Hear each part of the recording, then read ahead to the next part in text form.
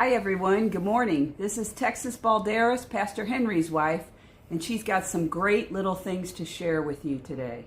Go ahead, Texas. Gina's determined to get me on video. She's trying to make Yes, I am. Henry smile and me stop laughing. So anyway, I wanted to share something that the Lord showed me a few years back. I was in St. Louis and I was with someone and we were looking for a store, and we were driving around and that person kept saying to me, "No, I know a shortcut. Go here, turn here, go there." And so the more I followed her directions, even though I had the GPS on but low volume, we were getting extremely lost. So finally I said to her, "Please stop talking. Stop talking so I can hear the GPS." And I turned the volume of the GPS up. And then as I began to follow the GPS, the Lord started speaking some stuff to me that was so clear. I began to see how important it is to drown out the voices of the world when you want to hear the still, quiet voice of the Holy Spirit. And to me, that GPS, the low volume, kind of represented the still, quiet voice of the Holy Spirit that was continually speaking the whole time I was lost. It was trying to redirect me. It kept saying, "Turn around when possible, turn around when possible." But I was listening to another voice that was much louder. And the Lord began to show me that when the voice of the GPS kept saying, "Turn around when possible," it never got mad. It never got changed its tone. It never said, "How can you be so stupid to keep going the wrong way?"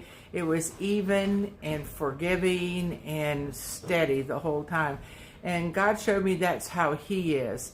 The Holy Spirit was speaking to me, the still, quiet voice, through that whole time that I was lost.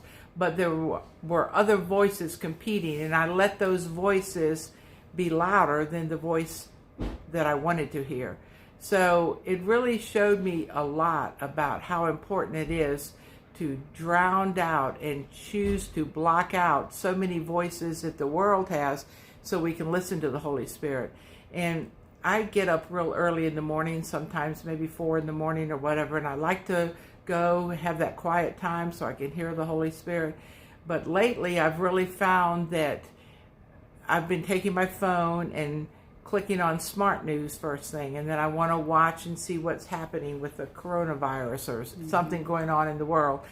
And then I put it down and I start to pray, and then I notice that still, quiet voice of the Holy Spirit. It's much harder to tune in then because I've allowed those other voices to speak to me and take precedent over what the Holy Spirit is saying. So during this time, I just want to encourage you to be careful what voices you're listening to, because there are voices that will compete with His voice.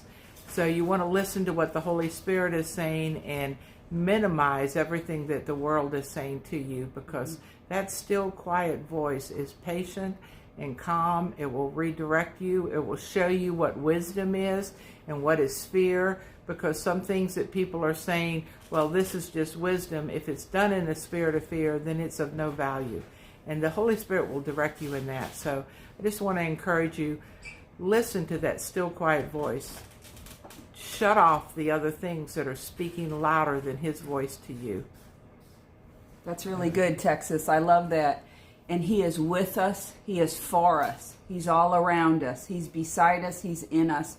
And even in this time when we're kind of stuck at home, we can be praying. We can be believing God. God is still moving on the earth. He's still helping people and involved in people's lives. And it's a great time to just keep listening to the Lord, feeding your spirit, listening to Him, and continually going after the things God puts on your heart. We're not limited by time or space. He moves, and our prayers are not limited by us being in a house. They go forth and they touch people. So you be blessed, and we'll see you next time.